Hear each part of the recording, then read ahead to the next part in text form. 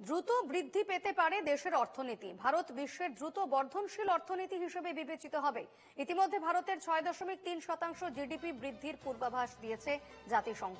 চীন থেকে শুরু করে আমেরিকা এবং ইউরোপীয় ইউনিয়নকেও এক্ষেত্রে পেছনে ফেলে দিতে পারে ভারত।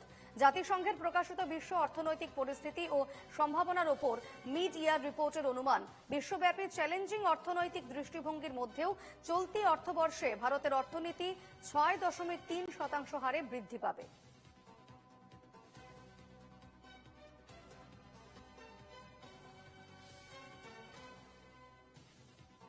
দ্রুত বৃদ্ধি পেতে পারে ভারতের অর্থনীতি। ভারতের ৬.৩% জিডিপি বৃদ্ধির পূর্বাভাস জাতিসংঘের এবং বিশ্বকে চমকে দিয়ে ক্রমশ এগোচ্ছে ভারতের অর্থনীতি।